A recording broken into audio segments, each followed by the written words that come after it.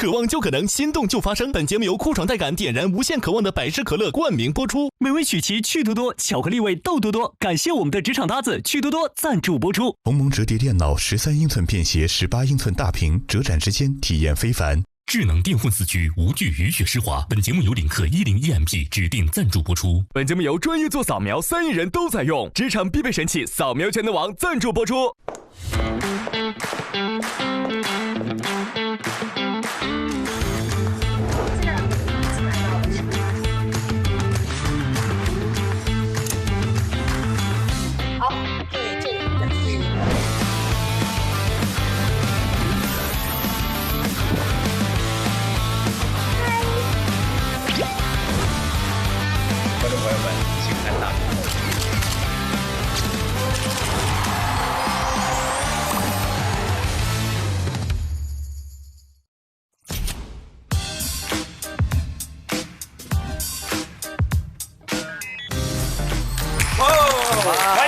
腾讯视频自制的国内首档职场观察类真人秀《令人心动的 offer》第7季，渴望就可能，心动就发生。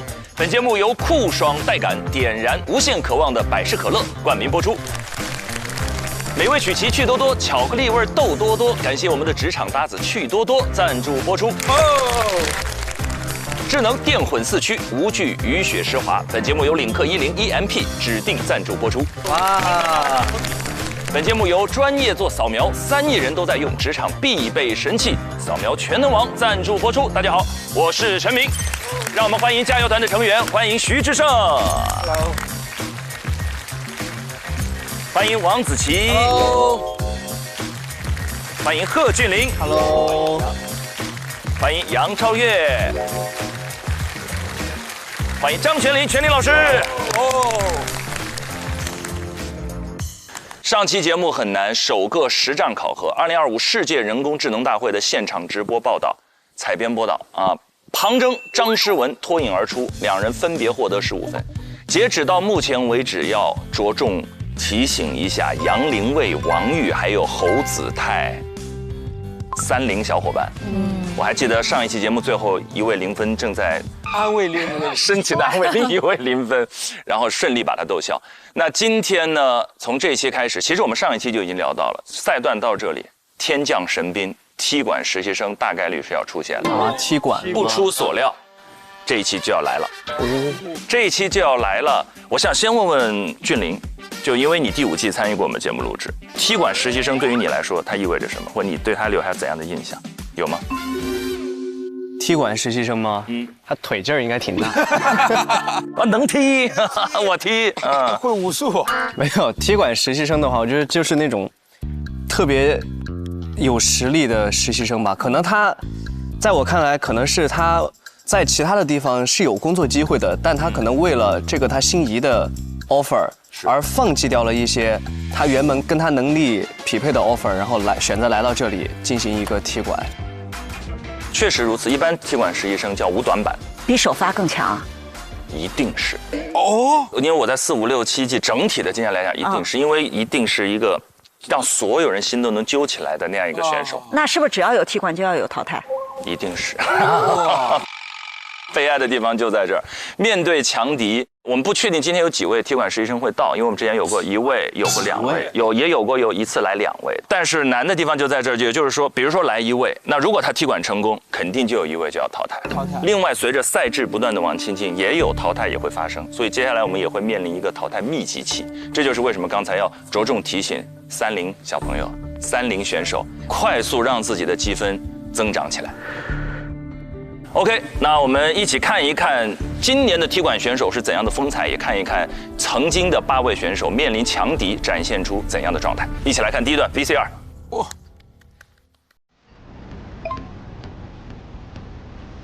新的一天了，身心俱疲的实习生们。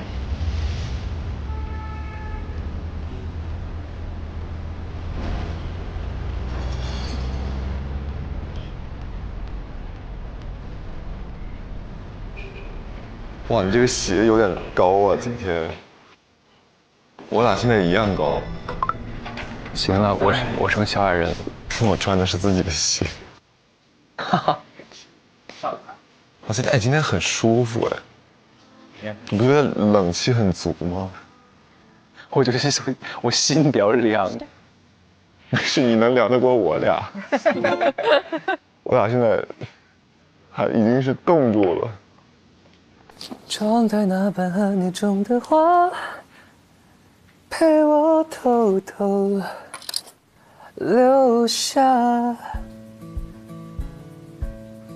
我今天中午还要再点海南鸡饭。哎呀，靓丽的女生，朗子已经在认真学习了，很认真。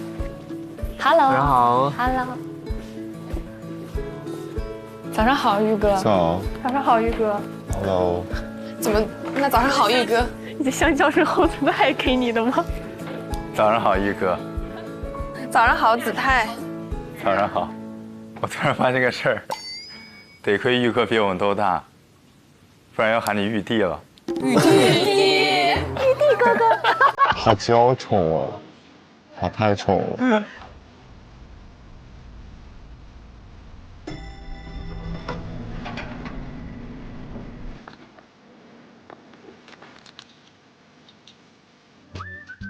Hello， 老师好。早。哇，这你们一大早又上班了，昨天那么晚，好辛苦呀。雨佳哭的眼都肿了。啊，肿了吗？肿了，有点肿。老师们更辛苦，给我们复盘到那么晚。我们还可以啊，就压力大的是你们啊。我有时候会代入一想，哇，我在那个位置上，我得压力多大呀？哎呀，大教堂老师真好。早。早上好，老师。早上好，老师好。早。老师好。重整旗鼓了吗？嗯。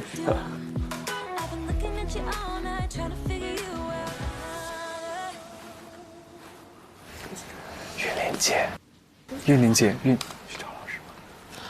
现在过去。好。感觉大家那个很憔悴。晨晨老师，你在忙吗？找您聊一下。好呀，好呀。昨天没聊上，今天复盘一下。对。先说说你们想问的问题吧，因为你们其实已经跟其他2位老师都聊过了，对吧？老师，我有一个我个人方面的问题，然后就是因为我可能工作经历相对比较单一，然后导致我其实，在课题3这种偏直播型的活动的时候，我就感觉自己，不管是从经验啊还是理论知识上来说，就支撑不够，导致我在前期做策划的时候，我脑子其实特别乱，然后没有一个主线思路。像这种问题怎么去解决一下呀？其实你们不用太去纠结说这件事情对我来说是陌生的，就是你用你过去的经验去应对，这个是唯一的路径，不用害怕陌生。比如说这个节目你没有尝试过，它是一个什么样的节目，你是要去看一看其他类似的这样的一个节目，来作为一个大概的一个概念的参考，就是有一个抓手和依靠吧。我觉得你们2个表现非常好的，玉玲，其实我也想跟你说，就是因为你主持很多大晚会也好，然后主持很多的活动也好，采访也好。还是需要一些语言的储备的，就是我感觉你们碰到一个事情，你要形容词，你形容词就会很匮乏，你会觉得这个很可爱，除了可爱我想不到别的词了。就是主持人一定会需要一些标准答案，是放到什么场合都不会错的一些套话，对吧？然后你要准备一些有效的信息量，是放在兜里，你不一定有机会把它拿出来用，但是你兜里一定要装满的。语言的质量还是挺重要的。就是多写，我告诉你，多写，输出，谢谢晨晨老师。好的，我先拿走了这些书，然后到时候给您还过来。这就回去储备了。陈诚图书馆。雨佳哭完一晚上，是不是解决问题了？我觉得我期待雨佳的爆发。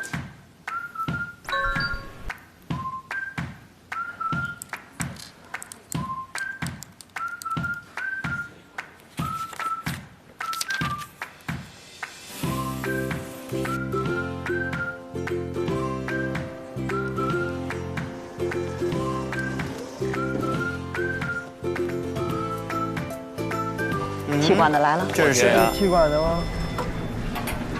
走进来有一种助教导师的气质。气场强大。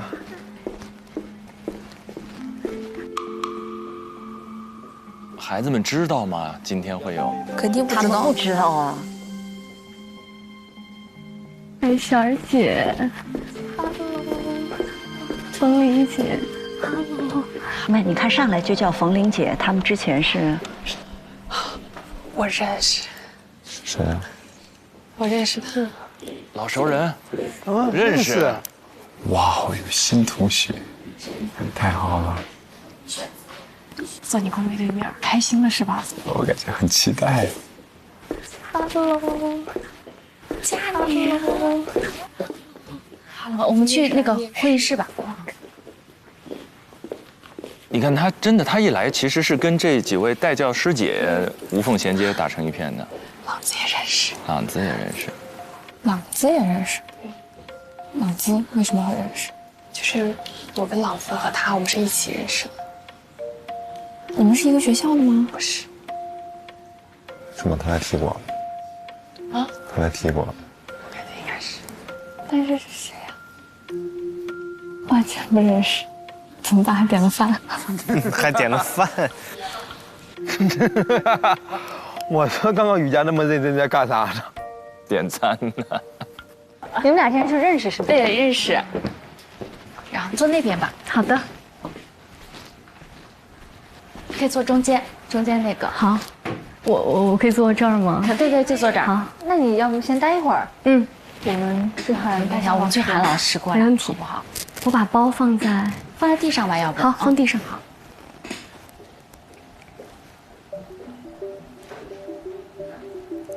其实踢馆是需要强大的心理哈。对。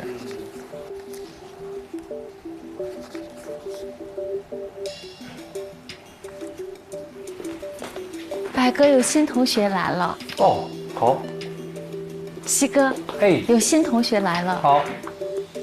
珊珊姐，新来的实习生到了。OK， 今天有惊喜。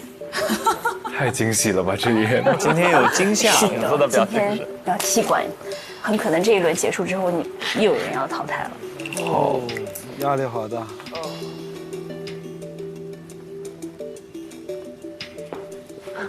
老师好。你好，老师好。我们还有一位老师，稍等一下啊。好的。3为1。哦。老师，我先把简历。好的。谢谢。谢谢。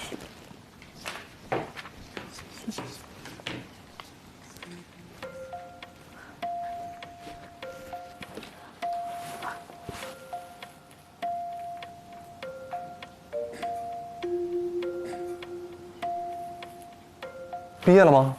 还没有，现在是大3。哦，开学大4。开学大4。哪年出生的？04年。04年，哇，都好小。8颗牙。他是那个很标准的那个笑容。小贺，你们练笑容吗？笑容吗？他还是会有自己去调整的，就咬着那个笔，咬笔应该是为了打开口腔啊。因为有些人笑起来是嘴角向下的呀。嘴角向下，这样。老师好。啊，好，你好。哇，1米7， 44公斤，好瘦啊。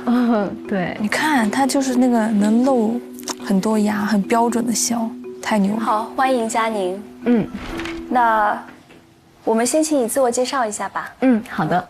3位老师好，我叫刘佳宁，来自山东临沂。我从小在上海生活，所以说对上海这座城市还是非常非常喜欢的。我今年21岁，现在是一名大3的学生。2022年，我以全国女生第1的成绩考入了北京电影学院播音与主持艺术专业，连续2年获得了校级的3好学生的称号，以及优秀学生1等、2等的奖学金。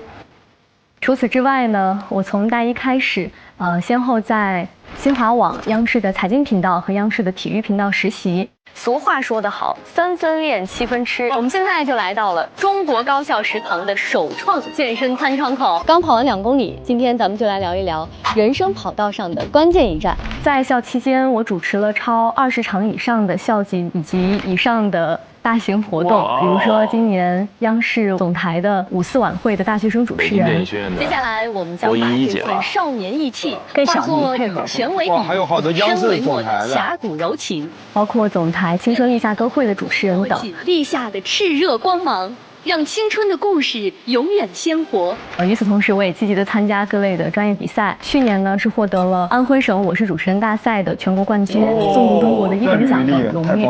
最近刚刚以就是最年轻的选手的身份，获得了中央广播电视总台主持人大赛新闻主播季的全国36强。我们看到传统的古建筑在现代的灯光下焕发出了新的生机。以上就是我简单的一个自我介绍。3位导师好像特别满意，特别满意，气场很正，压得住台啊。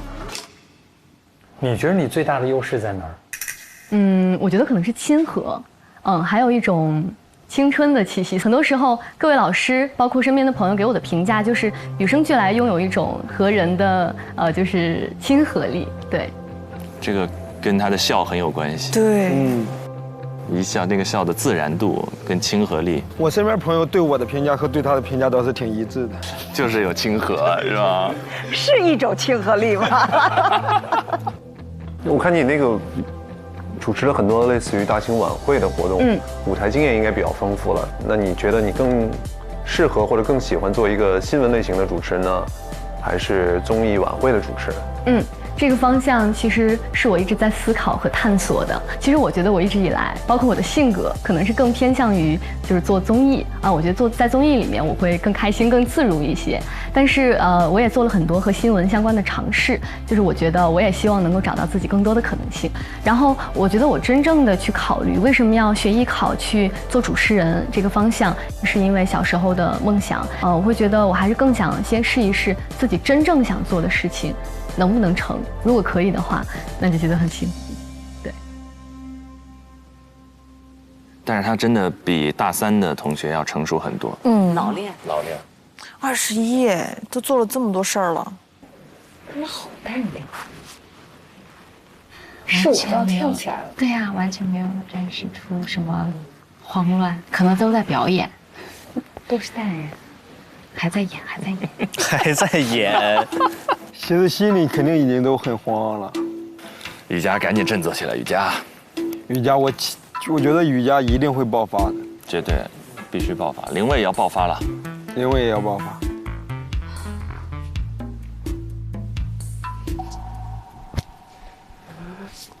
我去接杯水压压惊。你现在能去那边吗？什么？能去那边吗？我想他们在那边面试。我问一下。 姐，我可以上洗手间吗？可以啊，可以啊。哦，你是去打探敌情的吗？不是呀。感觉他就是想去看一下，他就是看热闹。我发现了，感觉是2秒预设。什么？但他是按时，不知道规则，关键是每年规则好像都不一样。好的。 我觉得就这样吧。你们还有什么问题吗？没了。好，那你稍微准备一下，可能你在这里稍微等一下。对，我们稍后有第1轮考核。哦，好的。好，那您2位也可以等一下，直接他们就过来了。好的。啊，就考核了。第1轮考核一般不这么称呼啊。第1轮考核是专门针对他的吗？应该不。因为大家已经到第4轮了，对不对？那个你们的规则踢馆是踢最后1名还是挑1名？有好几种不同的玩法，有的是直接参与到下一轮的竞争当中啊，但有的是因为它的比分起点不一样嘛，后来会有一个平衡机制，看这一季怎么设计这种平衡机制，看怎么玩。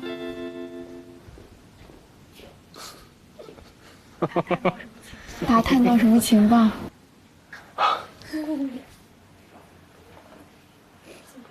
完蛋了！咋了？为啥？没事，就是想感慨一下而已。不是你这个氛围太浓了，我要离远一点。不要，我们开心一点好吗？搞得我也很紧张。我们别这么紧张，我们先看一下到底什么情况。你认识他？跟我们一届的。跟你们一届的。然后呢？但是很强。是很强。他叫什么名字啊？刘佳妮。哇，果然刘佳妮老朋友啊，已经开始搜了。新闻人信息拉满。哦，我搜到了，她是北电的全国播音第2，女生第1。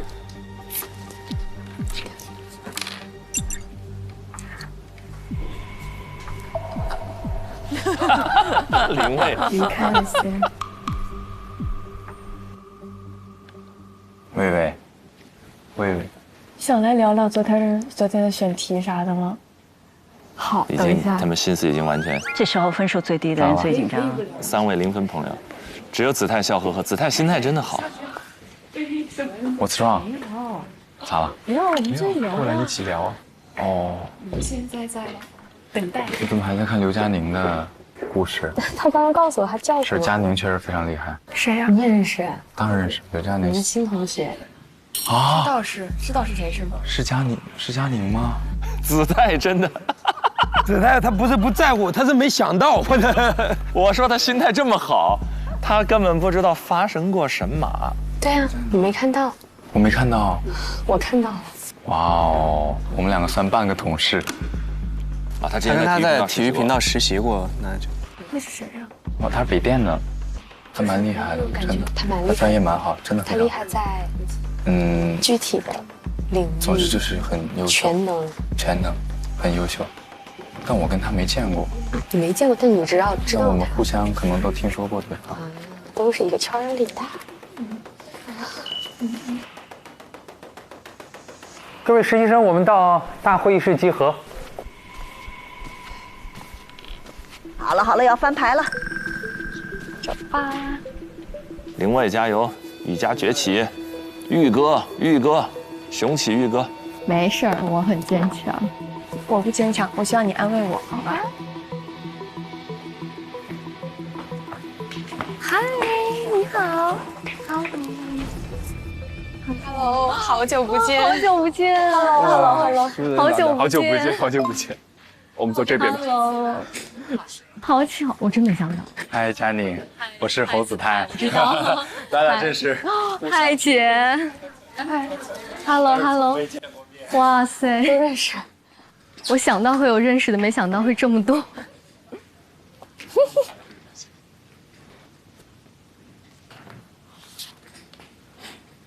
好，大家都到齐了。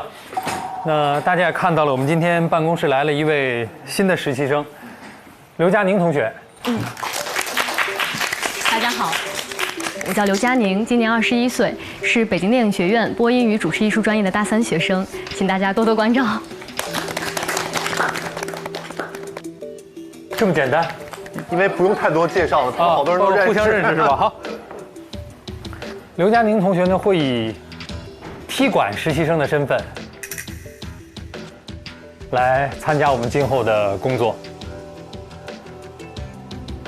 好，那因为嘉宁同学呢已经错过了我们前3轮的考核，所以我们今天呢会增加一个特别考核的环节，来了解他的一个基本的业务能力，让大家互相之间也都有一个了解。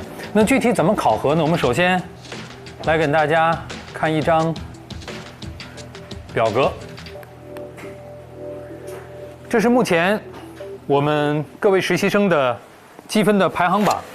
哇，太甜了，直接。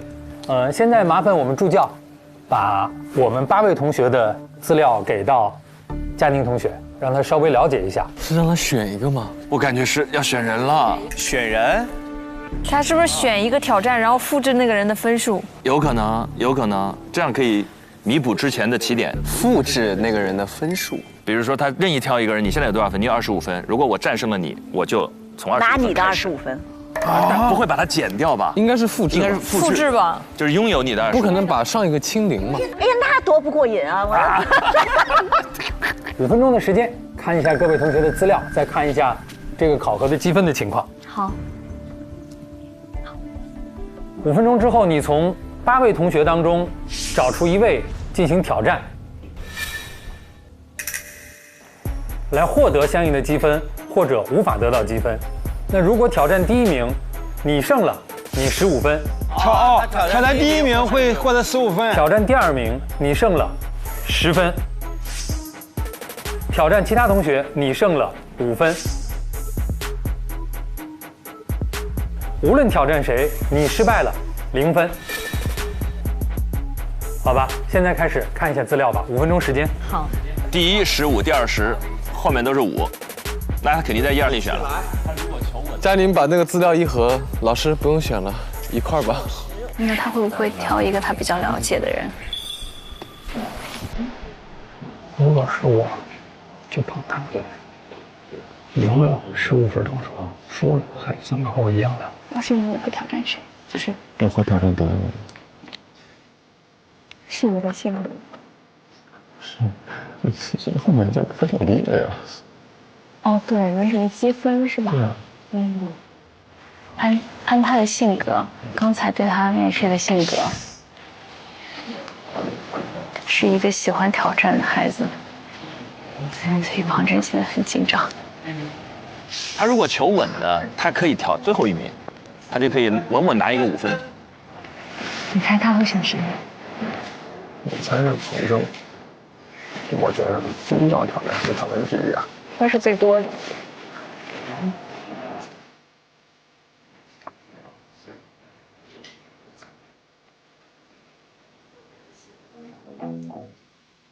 看完了吗？老师我看完了。好，那也看过考核积分了，也对各位同学从资料到面对面的都有了了解了。佳宁做个选择吧，挑战谁？我想选择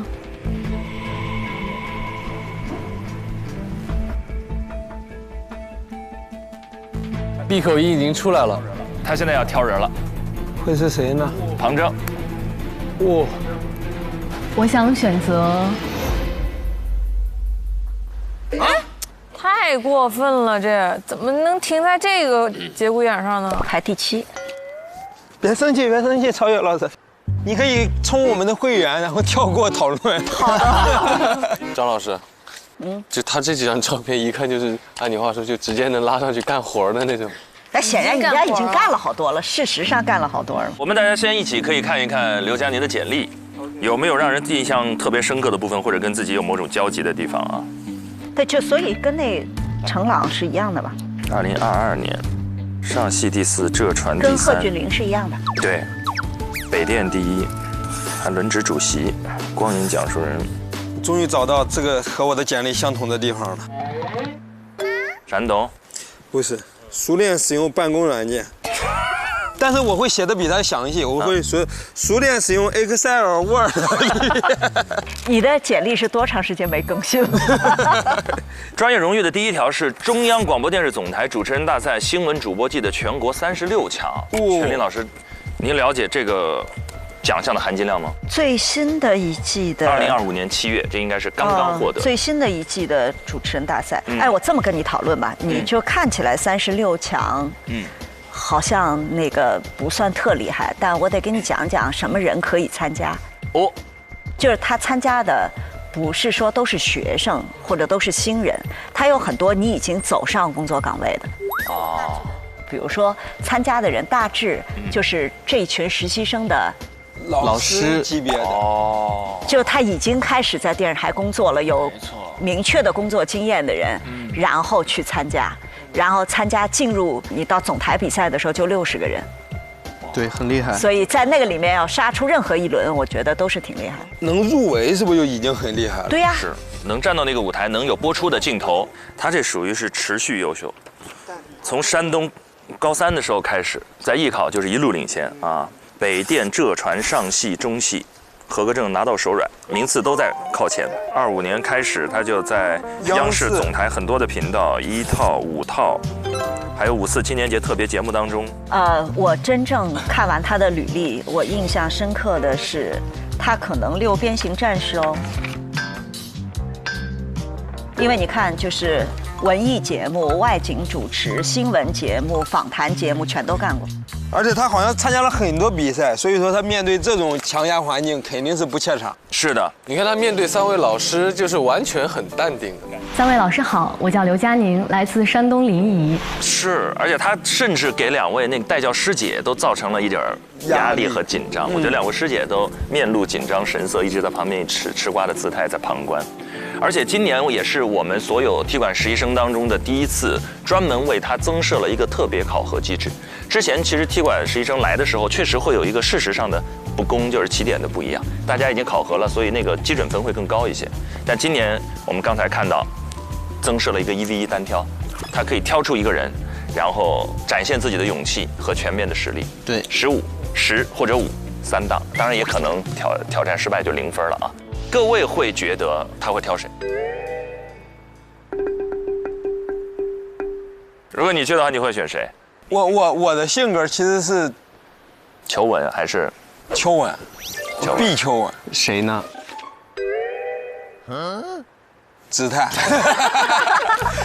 因为首先来说，我是根据我看节目，我很喜欢姿态。而且我觉得我俩的性格又有些相似之处，然后所以说我觉得我俩在一块儿，无论是比赛也好，还是玩也好，我跟他在一块儿会更轻松，没有压力。我特别害怕这种高压的比的环境。你选他，万一输了，是不是更丢脸？比第一名太难下台了。但是我要被庞征碾压，我也会觉得很丢脸。贺，你觉得呢？哎，硬要 Q 我一下。我啊。如果是我去，我肯定庞征了呀！啊，我都踢馆来了，我肯定要挑最强，要挑最强的，现在分最多的，我就要告诉你们，我来踢馆的，那我肯定就要比你们所有人，就是你们积分最高的人更强。哇，我觉得像这种，我们从昨天的情况来说哈，就是还是会有一些运气的成分在里面。比赛嘛，比什么很重要。而且我觉得他一定是会在，因为他们面临的是一个全环境的一个竞争，就会有各种各样的一个节目形式，一定会有他的短板。确实。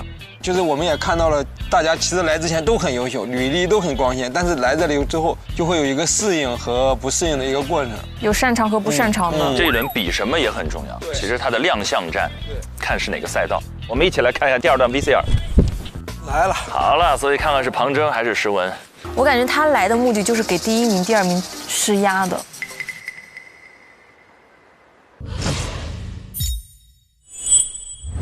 佳宁做个选择吧，挑战谁？那我就选第1吧。我想选择。看那个嘴型像庞征。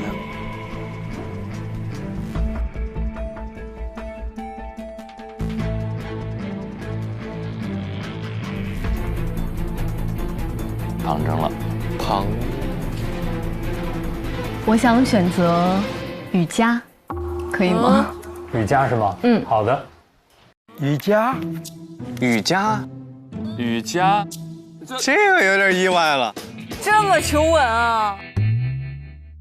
选我啊！雨佳都不了，你没想很意外吗？很意外吗？意外啊！这分还选我？你们俩之前认识吗？不认识。那我们能听一听你选择雨佳的理由吗？我觉得刚才雨佳走进来，我们俩对视了一下，觉得很有眼缘儿。没有，是因为是新朋友，然后所以想过多的，就是我们先提前的去了解一下，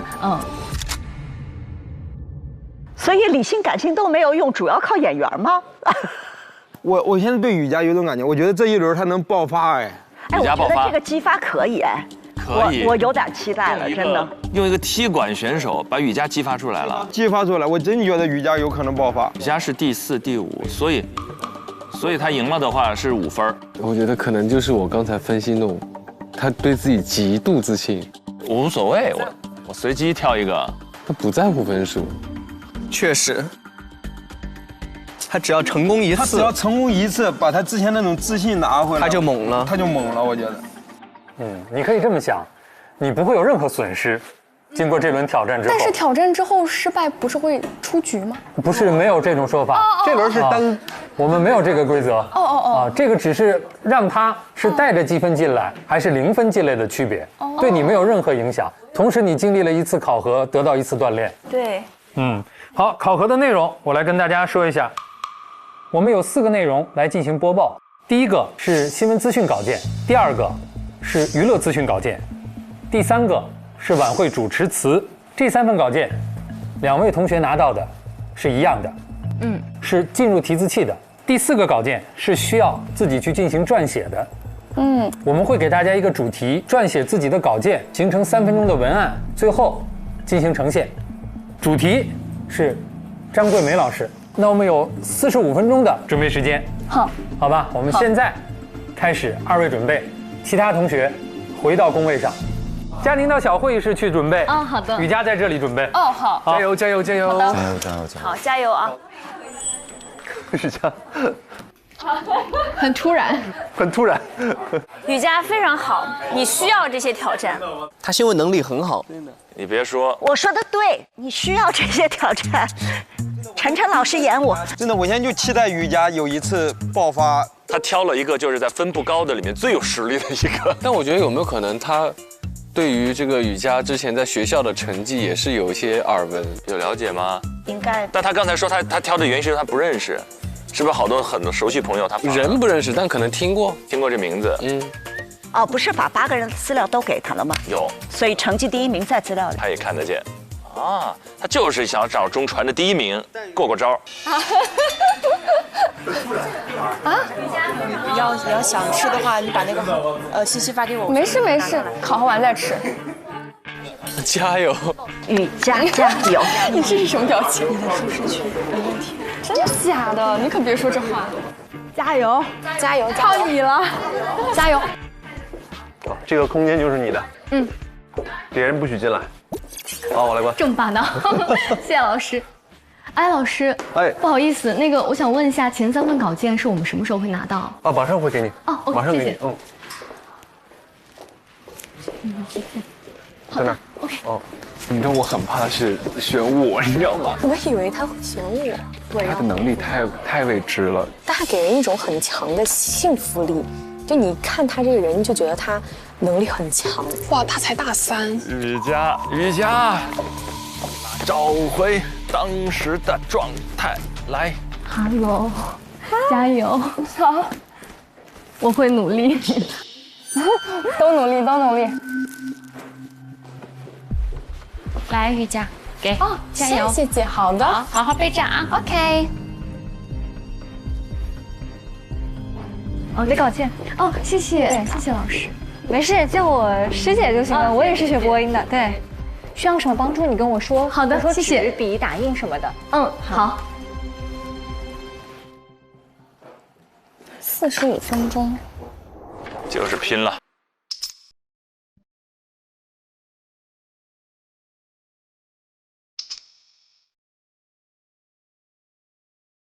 其实是第一次他考核的时候，感觉他可能就是稍微弱势一些的是他的那个现场连线的那个环节，但这一次好像也没有，就是完全是他自己准备的。我其实挺期待，而且这回也没有队友，也没有任何的事情，就是单纯的个人能力的一次比拼。你们现场这几个认识佳妮的孩子，你们了解他吗？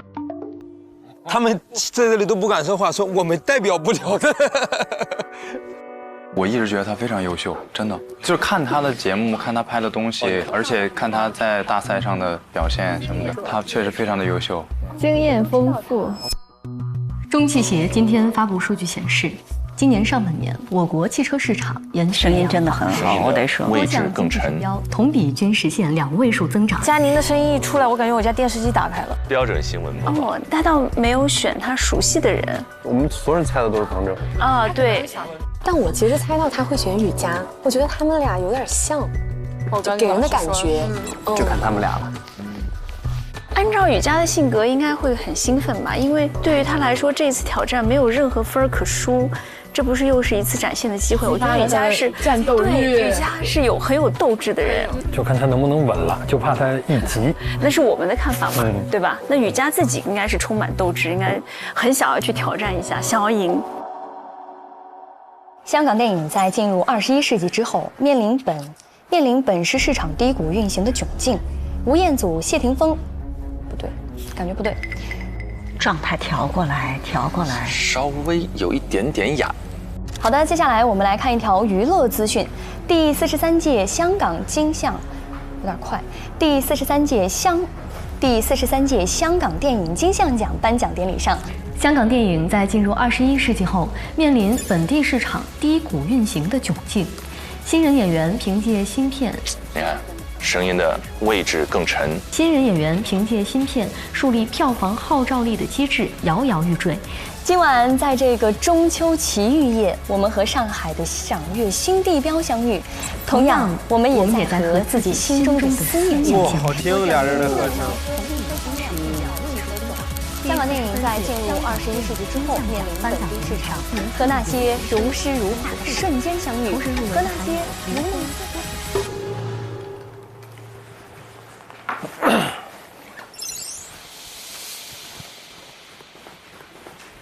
拿根。好了，可以开始考核了。好，打。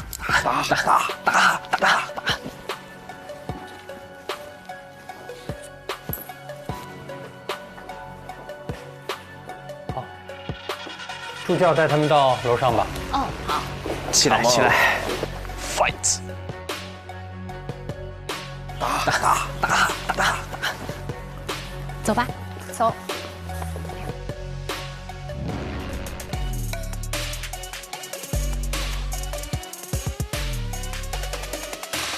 他俩抽签吧。抽签。现在就抽吗？抽了签之后，然后他俩那个站到相应的位置上。我跟你俩混混，你紧张了是吧？不是，我怎么那么紧张呢？抽吧，你俩。美女先来。不，一块来。没事，咱们就拿就近的吧。行，可以。好，谢谢。我是第二个。好，我先来。那我就不打开了，还给我们俩吧。好的。佳宁先来，雨佳看一看，观察。然后，来，其实你们两个人就是一人一个机位，然后一人一个机位。对，有2个地标，看到没？然后你们就先站好2个地标，对，是这儿和这儿，对，有一个黑色地标。哦，2个人同时吗？好，然后再稍微重复一下我们的规则，2个人是，比如说第1项新闻播报，1号播完之后，2号紧接着播，然后第2项1号说完之后，2号紧接着说，是这样来的，不是一个人把自己的4项内容说完。好的，哦，明白了。好。然后提词器可能还是需要你们自己操作的。哦。啊，一个说完，另外一个紧接着说。紧接着说，没有后场，一个人一个机位，自己控提词。我的天！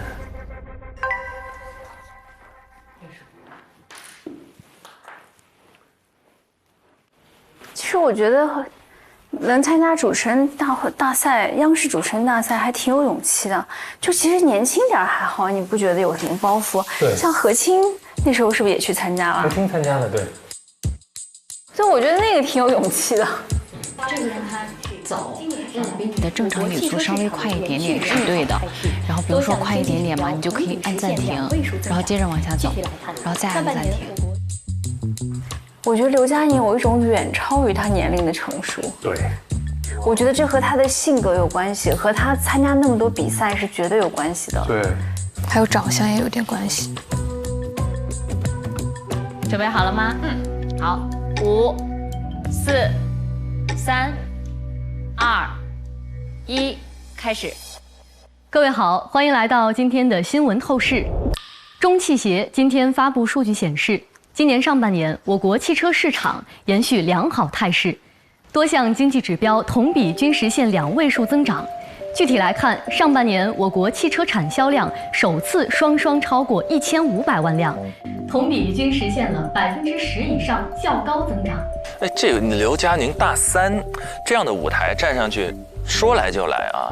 其中，新能源汽车产销量接近700万辆，同比增长超过了40%。新能源汽车新车销量达到汽车新车总销量的近45%。今年以来，在以旧换新政策持续显效带动下，内需市场明显改善，对汽车整体增长起到重要支撑作用。1到6月，汽车国内销量近1260万辆，同比增长近12%。与此同时，汽车出口继续保持增长。其中，新能源汽车出口106万辆，同比增长75%左右。他这个身体端得很稳哦。是的，大部分时候这种类型的新闻是坐播比较多，站的时候有的时候身体会有小幅的摇晃啊。好多大青衣山东挺多。我觉得刘嘉宁很好，就意料之中的好，面部表情管理，然后语气点送。都是很到位、很职业的，比她的这个实际的年龄，我感觉要成熟很多。她有一个很大的优势，她是一个女中音，就她说话，她真的能沉下来，会有一种安心感。一般我们说，如果是综艺节目，就大青衣的标准，其实很多都是要选女中音，就声音往下沉的那种。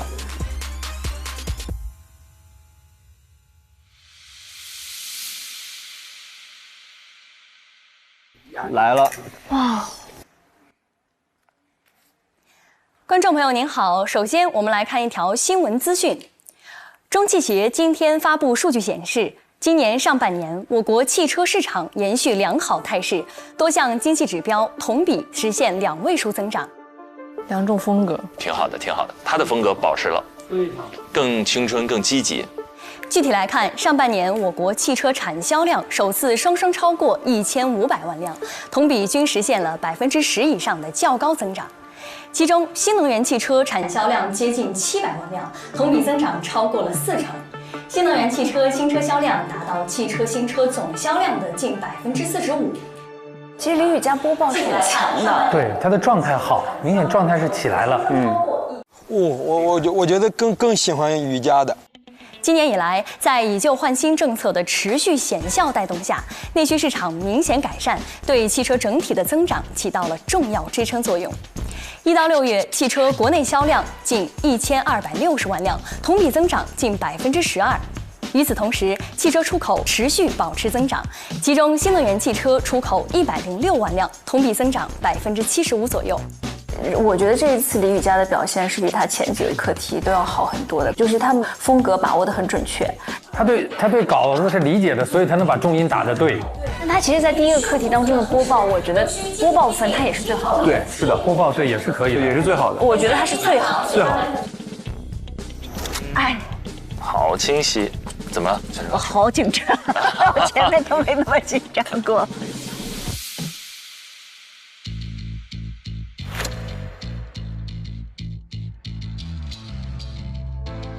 各位好，欢迎回到今天的娱乐新天地。第43届香港电影金像奖颁奖典礼上，《九龙城寨之围城》勇夺最佳影片、最佳导演、最佳动作设计等9项大奖，风头无两。风格要变，风格要变。第43届香港电影金像奖颁奖典礼上，《九龙城寨之围城》勇夺最佳影片、最佳导演、最佳动作设计等9项大奖，可以说是风头无两。香港电影在进入21世纪之后，面临本地市场低谷运行的窘境。新人演员凭借新片树立票房号召力的机制摇摇欲坠，由此形成前辈明星持续独当一面的固化模式。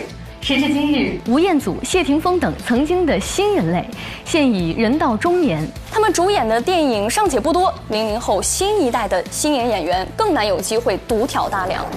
今晚，在这个中秋奇遇夜，我们和上海的赏月新地标相遇，和那些如诗如画的瞬间相遇，和那些如梦似幻的光影艺术相遇。这一轮好稳，好稳。那同样，我们也在和自己心中那份思念相遇，和那份对团圆的期盼和渴望相遇。其实啊，人生就是一个不断相遇的过程。但是相遇过后，我们更要懂得珍惜。今晚的这轮中秋圆月将珍藏在每个人的心中，而这份幸福感也将永伴你我。我们同样心怀渴望，歌唱同样的祝愿：愿山河长久，国泰民安，愿幸福安宁，皆得所愿。很有晚会的结束感，大晚会的结束感。其实总体来看，他们这2轮的稿件处理是各有千秋的，就看他们最后一轮人物讲述的发挥了。旗鼓相当啊，这是针锋相对，风格不一样。一个是女中女低的那个音域宽厚，那一个是女中女高的音域明亮。这么说，第4轮要决胜负了，人物讲述。人物讲述要带一点体验感，要带观点了。所以这是他自己写的，自己写的。朋友们，欢迎回来。他不是干部，但省委书记来了都要给他让座。他无儿无女，但孩子们见了都要喊他一声妈妈。他是谁？他获得了2021年感动中国人物7·1勋章。为什么他能获得如此的荣誉和荣光呢？接下来我们就来走进她的故事。她是一名普通的乡村女教师，她就是来自云南华坪女高的校长张桂梅。或许是自己淋过雨，所以也想为别人撑一把伞。她和丈夫在大理的一所中学开始了教书。然而好景不长，丈夫因病去世。在丈夫去世的1年之后，她又被查出了患有子宫肌瘤。手术结束后，张桂梅躺在病床上辗转反侧。她想到这些天老乡们对她的照顾，她告诉自己，只要自己还有一口气，就要站在讲台上。2008年，华坪女高成立，这是全国唯一的一所免费高中，专门为了贫困家庭里的女孩们来上学。13年来，2000多名女孩走进了学校，也走出了大山。正如华坪女高的誓词所言：“我生来就是高山，而非溪流。我欲与群峰之巅，俯视平庸的沟壑。”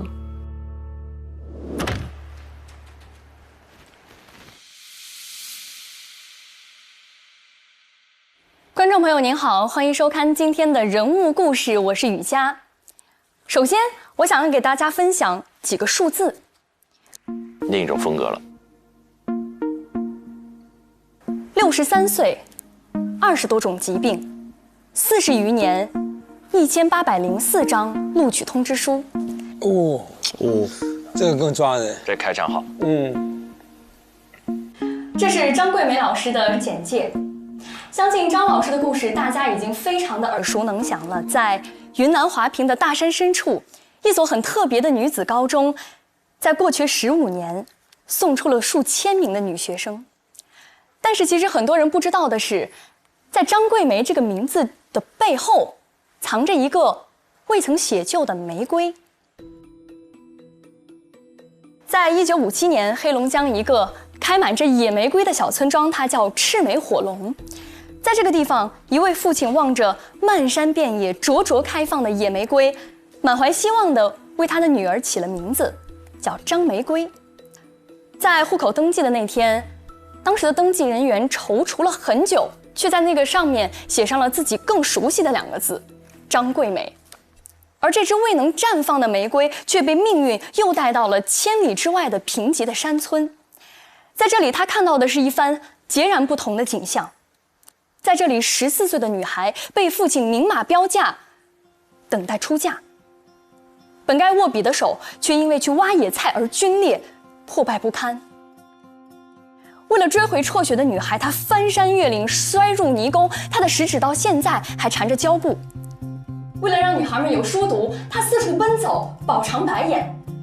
玫瑰的灿烂陷入了泥土的最深处。它是真实的人物故事，立得很有血有肉。对，你说的特别对，就他是一个讲述者。去年冬天，有几个毕业的学生回来看他，他们簇拥着张老师走过操场，有的人创业了，有的人成家了，也有人选择回到山村成为一名教师。那一束束倔强的野玫瑰，在冻土里又抽出了新的嫩芽。这些看似在风中摇曳的小花，让我们明白，那只当年户口簿上没能写就的玫瑰，并没有消失。它以另外一种方式，在这片贫瘠的土地上，在2000多个被点亮的生命里，给我们共同营造了一场最美好的春天。感谢您收看今天的人物故事，我是雨佳，下期再见。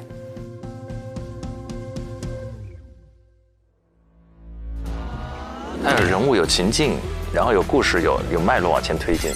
这段词儿的质量远远好过这段词儿。是的，实力，雨佳，看功底。佳宁在形式上已经无可挑剔，但是雨佳在内容上更胜一筹。谢谢老师，谢谢。好，不错不错不错，你们俩可以吃点东西了，休息一下。好的，谢谢。走，走。师姐，你吃饭了吗？我们吃了，给你们带了。你知道我2个小时前点好了海南鸡饭，结果到现在都还没吃上。对不起，玉姐。没事没事，不是怪你的意思啊，就是咱们就是说非常惊喜，一次特别的体验。这块他没人对吧？没人。哇哦，谢谢。有凳子吗？多余的。哇哦，欢迎新同学。哎，都是熟人耶。嗨姐，我们也是去年暑假见的吧？去年？哎，前年。是去年。你俩是什么机会？新华社的那个活动，对。哦。哎，所以说你跟大家其实都是认识的。我好像认识4个，我认识一半。就是还有程朗，因为这个圈子就是蛮小。是吧？我程朗。谢谢程朗，谢谢。好，你们忙吧。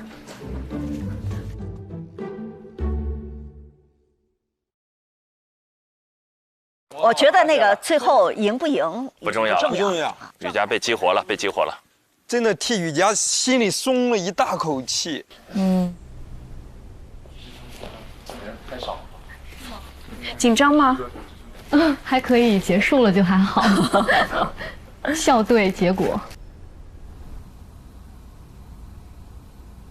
紧张吗？没有，咱第一次紧张，他肯定比我紧张。他第一次到那个演播室，第一次用那个提词器。哦，你在楼上那个演播室。对啊，所以肯定他会比我更紧张一点。而且我俩抽签，他抽的是152，准备时间久。好，各位同学，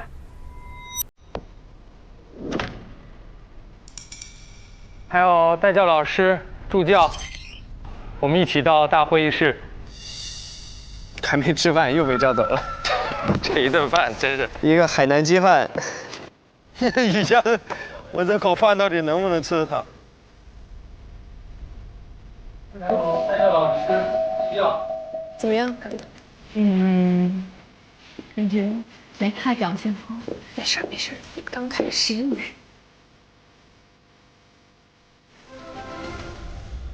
好，大家都到齐了。那刚刚佳宁和雨佳进行了考核，我们3位老师经过了非常认真的评议，有了一个最终的结果。雨佳胜出。佳宁和雨佳这轮特别考核胜出的是雨佳。雨佳该要一个大大的微笑了。雨佳。Yes！ Yeah！ 笑出来吧，雨佳。谢谢老师。手累成功。手累成功。我觉得这一次李雨佳的表现是比他前几个课题都要好很多的，就是他每一个播报不同的节目风格把握得很准确。我觉得他交流感和目标感更强一些。我觉得他眼睛里他有对象，我在看着一个人说话，我在看着一些观众在说话，不错。那也就意味着接下来佳宁是带0分，进入我们接下来的实习。哎，所以就不用淘汰了，对吗？不是不用淘汰，只是佳宁以0分来进入到我们下一轮整体的。那就是说后3名还是会有可能。现在变成4个0分了。然后经过接下来这一轮的课题发布，再来看。没分啊，老师。你没有分。我以为我有分。雨佳还想要2分。你只是作为守卫者，对，守擂成功，守擂，好的，辛苦了姐。哇，他真的挑了这所有里面新闻播报这4轮最强的，我觉得是，这是不是？是他挑了最强的一个，我的妈！那佳宁其实这样的话，他就同一起点，大家对他的期待，所有的东西要求标准都会放在了同一起跑线，我觉得也是一个好的事情。没错，没错。那下面我们就发布课题4。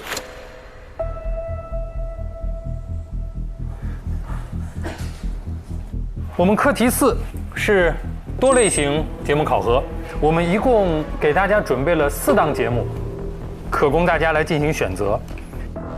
每档节目呢，我们会选择1名优胜者，获得相应的积分。每档节目选1名。那4档栏目考核积分不同，每组能够容纳的实习生的数量也不同。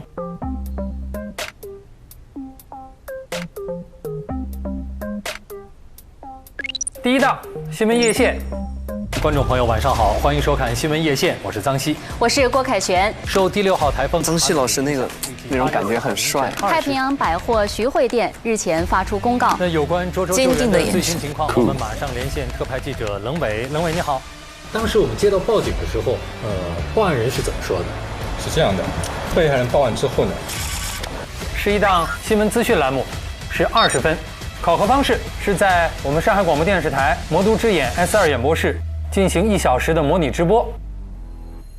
考核时间是7月30号的晚上。实习生将作为节目主持人来播报热点新闻，并将新闻当事人请进演播室来进行访谈。第2档节目是东方新娱乐。大家好，我是温馨的依依，我是暖心的冯玲，这里是东方新娱乐。这个适合那个小黄鸭组合。有矿，确实。昨天明明是小黄人，今天是小黄鸭组合。娱乐新闻资讯栏目是20分，考核的方式是棚内录制，考核时间7月31号上午。实习生作为节目主持人，合作制作并主持一期东方新娱乐，需要进行娱乐资讯的播报，并针对嘉宾来设计互动的内容。第3档是多人圆桌对话节目，遇见他们是25分。你这个阶段整体感受是什么？感受就是家里那个承重墙倒了，我来就撑起一片天了。这个节目很多人关注，压力挺大的。感觉庞征对这种节目就很有特点了。粮食要顶的。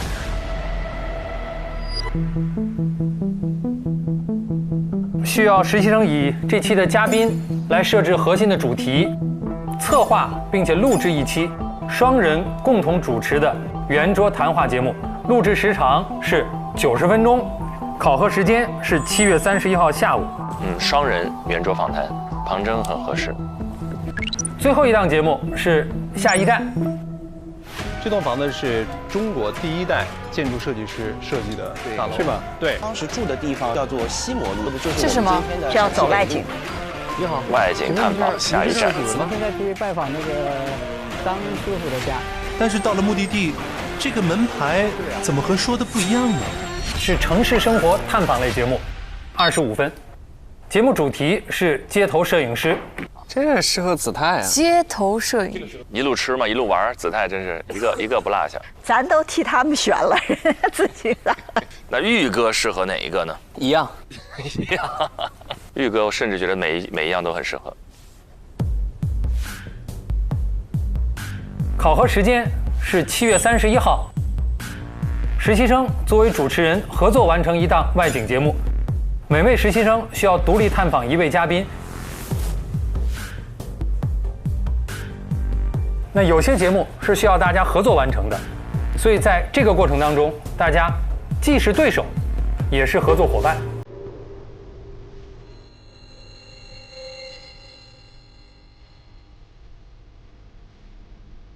最终每组只有1个人胜出，哇，拿到积分。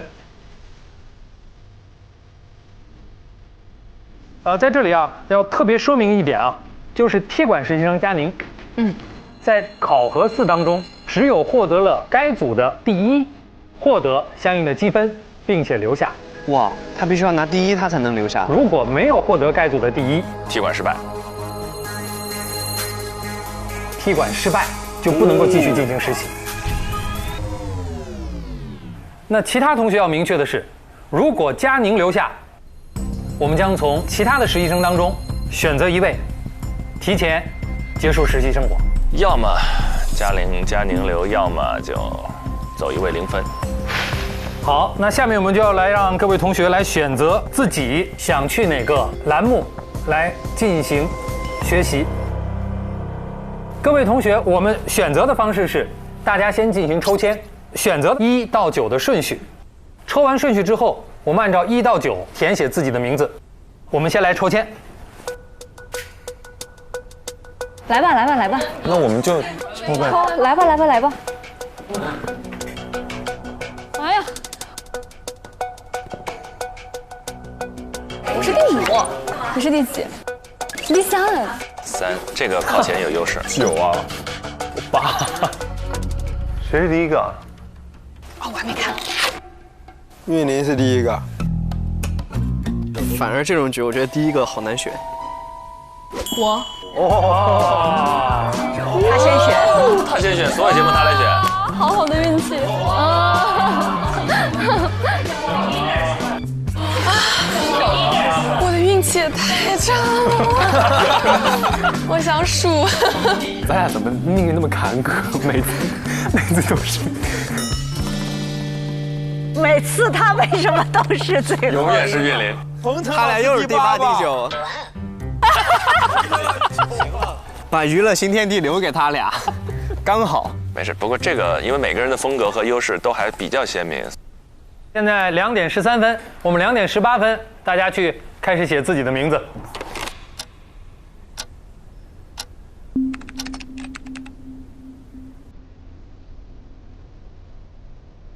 老师，我想问，就以上3个节目，它其实给我们的节目时间只有这么长，还是我们是看最后的成片，还是？你比如说东方新娱乐，你要去录制的过程当中，导师就在看你，对，然后根据你整个过程的表现，给到你一个最终的结果。对你们来说就是直播。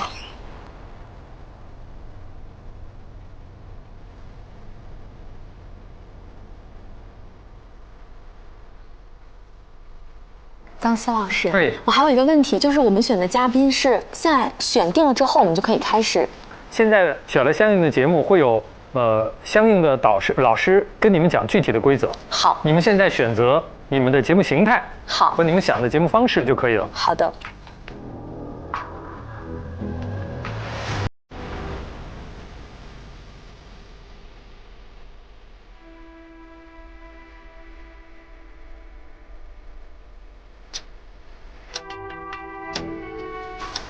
好，那我们开始选择吧。这样，每个人自己上来直接写自己的名字。我想选的肯定是选不到了，已经，因为我想选的，肯定也想选。好，好了，佳宁会选哪个？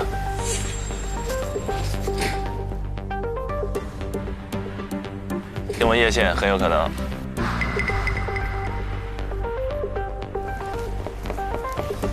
啊，娱乐，东方新娱乐。第2位，他选了娱乐。Why？ 杭州去做那个。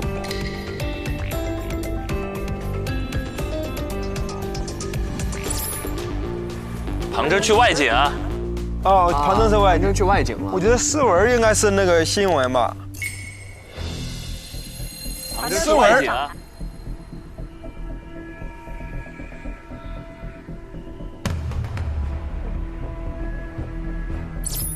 耶！诗文新闻夜线。他那个样子像。王玉会选啥？王玉要访谈吗？玉哥其实适合做新闻啊，玉哥去采访。采访吗？玉哥。接下来的人，既是选节目，又是选对手。我们没有猜对一个哦，就猜对了诗文，有点一个炸雷啊，砰！啊，节目好看啊，同学们。但我觉得，既然是自己选的，一定是自己有把握的、擅长的。下一个是谁？我思考一下啊。哎呀，我赌他也是新闻夜线。我新闻夜线。娱乐。新闻。再 PK 一轮。我也觉得娱乐吧。不要纠结了。雨佳绝对娱乐。来吧，雨佳。选一个分多的。又一次。哇！又一次，他跟佳宁又碰上了。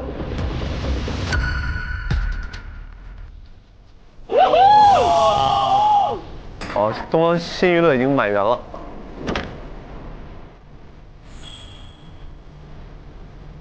没有在这儿我拿到分，还要在我这儿离开这里。就你来选我，我就要把你送走吗？是。他俩谁赢了？他赢了，那个佳宁就走吗？对，是的。哦，该我了。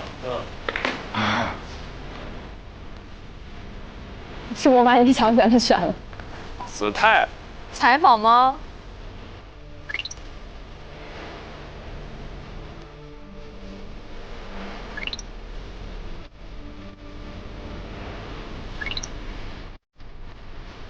这个火药味好浓啊！其实也很简单。没想到哦。玉哥。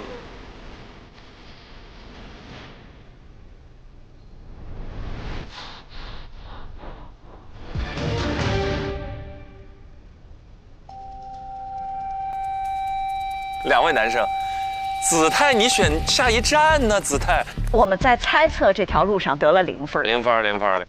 Next one。我已经看到了我最后的结局了。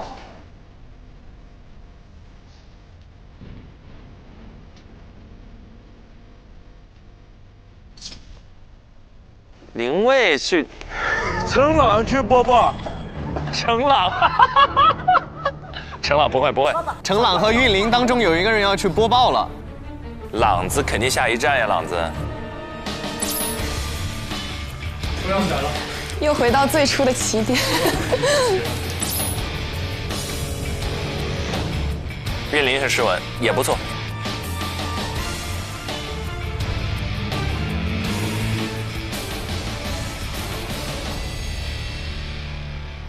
这方案不够斗啊！年轻人有想法，交给你俩一定行。我来加点豆，再加点豆，还是不够豆啊！那就来一大桶趣多多，更多口味，更多豆。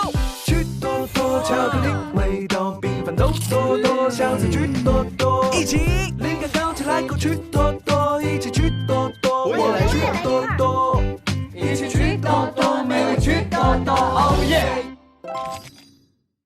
哎，现在的问题，如果这个输了，佳宁直接淘汰；如果佳宁不淘汰，子泰和王玉就必有一个会淘汰。还有那个林蔚也是。林蔚跟谁在一起啊？林蔚和庞征、陈朗，他们3个在下一站。啊。我们可以稍微把他们重新摆一摆啊，这样便于我们去记住他们刚才各自选择的内容。诗文和韵玲是新闻。第二组是佳宁和雨佳。这俩是一波的。下一站3个人也是只有第1名得分。对，是的，有2个会不得分。哇，捉对厮杀了。现在其实最难的是林蔚、王玉和子泰。其实最难的是这就他们俩了。佳宁是最难的嘛。首先这一组因为刚刚已经败过一次了，在心态上也会受到一些影响。雨佳是带着这种重整旗鼓的锋芒，所以你看啊，现在的情况是这一组是不会有人被淘汰的。诗文和韵玲，他有10分嘛，他有25分嘛，没错，所以他们俩已经不会被淘汰了。对，是因为这两个人都是0分，在一个组里，所以必然会出现一个0。你们觉得谁比较危险？这不知道。玉哥。其实他们俩的命运掌握在雨佳姐的手中。Yeah。雨佳赢了，他就淘汰；如果雨佳输了，就是他们3。林蔚其实也很危险，因为林蔚他们是3个人竞争。对呀。他们的不得分的概率是66%，他们还是50%，而且他们组里还有个庞征。对啊。但是下一站，因为他要每一个人去探访一个嘉宾嘛，其实就看这个现场和嘉宾的配合度了。这个感觉啊，我觉得他们仨其实都有各自有在现场去跟嘉宾探访的这样的一些优势，是。所以我觉得这一组其实你还很难说庞征有断层领先的机会。对，而且在直播中他跟人沟通的这种高情商、春风化雨和丰富经验，所以以反正第一组现在是不会有人淘汰的，按照目前的赛制。是第二组真的握在雨佳手中，雨佳全力一击，捍卫自己的小伙伴们。佳宁就住了2晚上回去了。不能吧？不能吧？哦，有学长在这里啊！不能吧？你聊聊你的看法，子琪。不能吧？你对你的这位学妹感觉如何？佳宁整体感觉还是非常有实力的，在这一次的众多选手中。是的，我觉得如果说只是比了2轮就打道回府了，会有些可惜。太可惜了，太可惜了。佳宁各方面也感觉非常全面，但我也不理解他声音这么适合新闻，为什么选了一个娱乐播报？他可能更多的是晚会主持吧，他好像他的这个简历上很全面，他有大型晚会主持的经验，也有这种新闻，也有外景，所以其实下一站这一类型其实他也很适合。而且有没有可能他想要展示一下这方面的能力？因为播报他刚才已经参加过了。对。就是你选择太多了，但你又不知道你和谁去搭档或者竞争。反正我就觉得这种时候第一个选就压力也很大，比较吃亏。是他没法选对手。其实你看，像新闻叶县、思文和韵林，思文肯定是没问题的，因为第一轮咱们看到过了。其实是替韵林捏把汗的。但是韵林不面临淘汰的危险，对他不面临淘汰，但是他在这个过程中，其实他自己的压力也会非常非常大嘛。我最操心的事情是，我觉得遇见他们现在2位男主持人同时同台去做采访的时候，其实比单人采访更难，因为有合作。对对对，我还以为您说因为有王玉，所以就因为有王玉，所以合作就更难。是这意思是吗？我们可以看看，王玉跟谁能融在一起？哦，王玉已经经受过好几轮测试了，是吧？对，淘汰了好几位，就是。王玉的思维会在自己的框架里有一条完整的线，不太容易受别人的激发和影响。但双人采访其实是个互相托底、互相激发的过程。然后呢，我就担心，就比如说访谈的过程当中，比如说我刚激发到你内心的一个柔软的地方，正打算往下挖呢，然后他就把这个气场给破掉了。所以双人主持是互相托底，绝不能破对方气场的这样一个状态。所以我现在觉得那一组其实真的有非常大的难度。然后2个人一定会竭尽全力，因为这2个人知道说，只要我输，我就有极大的可能性淘汰。哎呀妈呀！因为这2人是0分嘛。但我觉得下一站程朗非常适合。这倒是。对，因为那种生活化的那种感觉，然后那种。但生活化的去采访一个嘉宾的时候，其实人生经验还挺重要的。因为你得快速的同理心嘛，他要去采访一个嘉宾的，他不是一个吃吃逛逛的节目。如果他吃吃逛逛，我投程朗1票哎。很有道理。我们刚才做了一些我们这个视角的推断，但不一定准确，因为我们之前对他们所有人选这栏目组几乎没有中一个，真挺不容易的。那也就意味着接下来的每一个环节都会给我们带来非常多的惊喜。我们第一个走进的会是哪档节目呢？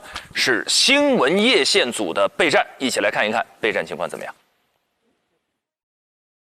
那大家每个人都已经有了自己的选择，接下来呢，各位带教老师就带着选择自己的实习生回到自己的办公室，把接下来的考核安排跟大家做一下介绍。谢谢老师们，谢谢老师。你们俩跟我走吧。好，走了。来，下一站的3位，请到我的办公室。咱俩也是凑巧，你俩刚来就开始。就是强行捆绑在一起了，只是因为觉得这个方向很想选。是吗？雨佳棒。我跟你说，咱们俩其实就一个任务，稳住把这活干完。哎，我们是一起还是分开？一起哦，一起是一起稳住把这活干完。但是我在想，我的风格跟你的风格实在是差异太大。你是什么风格？我是轻松愉快的风格。可以啊。然后我不是那么新闻，其实我觉得挺好的，就我没有办法太正的去。我也可以很轻松。我那个直播也走。那我们就轻松一点，好不好？好。我们俩稳住，把活干完。已经想好什么节目形态了？没有，我们俩在对我们俩的风格。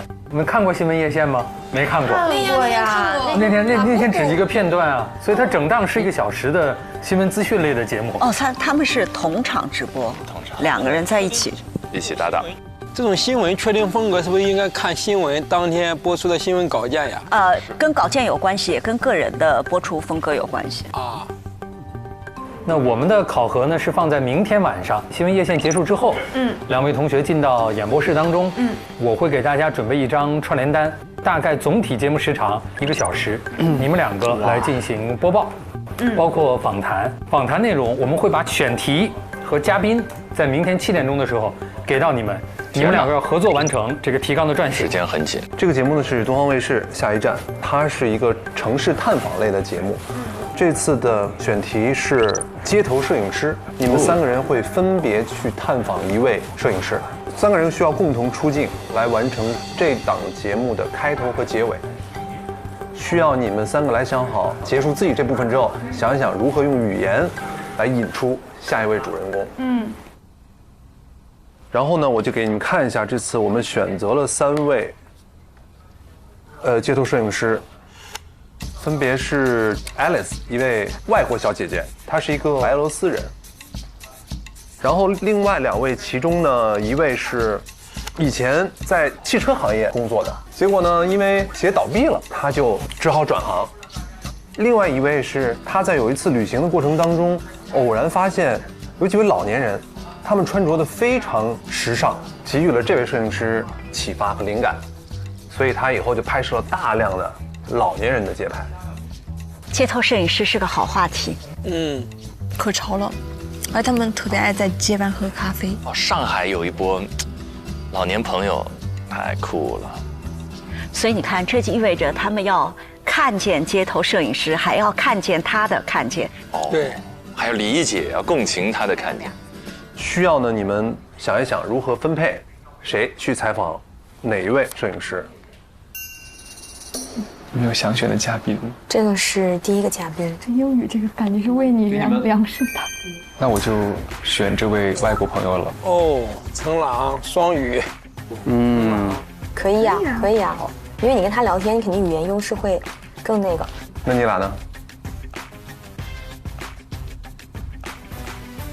你有偏向的人吗？这2个？唐征很好，他让林伟先选。对。我还在看，要不再看一下下。林伟就是纠结。你选定了。我想选陈战一。哎呀，我看他拍了很多我的工友，就是他拍过的一些人有我认识的。是吗？我觉得很巧合。林伟，哎呀，主动性啊，不果断，有时候。我是觉得每个人都还是有各自的点。可以啊，没问题。那我就罗夜华吧，可以的。好，没问题，你就各自去准备。好的，谢谢老师。你记得他上一次哭的时候说：“我不是那么喜欢竞争的一个人。”就是一个很被动，就是我可以接受，但是我不主动去。那个开头啊，你准备说些什么？我觉得我们那个可以先各自整合一下，然后再一起讨论。哎，天天看白老师用这个电脑，我们也用一下。哎，这个是华为鸿蒙折叠电脑，它超酷的，我来给你演示一下。好呀。哇，它这个屏幕好大呀！它的手势操控功能很好用，3指轻松拖动文件。它可以上下屏切换。 5指迅速放大文件，这样就是全屏开始办公了。对啊，它有个8指操控功能呢，你来试试。就8根手指头。就自动召唤出键盘了。对啊。然后你就可以上面办公，然后下面去操作，这个功能好方便啊。那当然。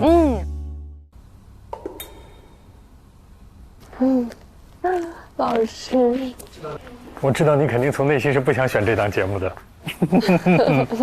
因为你抽签的顺序没有办法了。老师，你是不是觉得我那个新闻播得不好？没问题，陕西播音很好的。学过播音主持的，我们先说一点这个基本功的事儿。调门不觉得有点高吗？就是声音应该再低一点，就是你没有气息的支撑，会显得声音单薄。那应该怎么去做这个气息支撑？你们上课也不讲是吧？你们学校的授课风格不讲这方面的，我知道。就是可能就是不太多，新闻不太多。对，所以就是从单纯播的角度来讲，你不占优势。对，气息的支撑。这确实是中传的传统优势。不是说新闻播的不好，因为你可能更适合哪一个。没关系，我可以把尽力做好。对啊，就好了呀。而且直播挺刺激的，喜欢直播。我想弥补一下遗憾。什么遗憾？我2次直播都挺遗憾的。凡尔赛，你都拿第1了。但是确实我自己体感都不太好。我想哭，是吗？我真的好想哭啊！我真的想哭。你不用想哭，这是你非常擅长的一个领域。所以下一轮考核是一定会淘汰掉的。一定会淘汰掉。如果前提佳宁是第1，那么从原来的8个里走一个；如果佳宁不是第1，佳宁直接走。对佳宁的考验太大了，确实。而且他俩选一个组里，我跟凯旋一对是哇，俩人冤家路窄又撞一起去了。这明显是雨佳要去选的，雨佳是后选的吧？佳宁是第1个上的。战斗力上来了，雨佳被激发了，又一次。我觉得雨佳是觉得，既然这一轮我能卡过你，我下一轮也能够卡过你，那很明显我就把你彻底赶出去。对呀，这个出去就彻底出去了。所以这个选实际是一种运筹帷幄。雨佳可能从心里甚至觉得，我替你们所有人把他。这不是俊林说的吗？镜头里镜头外说的都一样。要不我就把你们所有人都压下去。如果雨佳守擂成功，彻底成功的话，在这个团里面，他就太有向心力了。对。一场世纪大战已经在西哥的脑海里。哎，我这种人太八卦了，就脑子里想别人怎么互相打，就开心，太过分了，太过分了！我这不像老师该做的事情。而且我觉得大家相处那么久，一个陌生人进来，我肯定是会想要跟这个人去竞争的。对，而且他有一种我要保护我的团，对，我们8个人，我要捍卫。这种假设，佳宁赢了。淘汰的话是，那不就是对准了这3个0分吗？那也没说过一定就淘汰3个0分，当然肯定会基本从这里边淘汰了。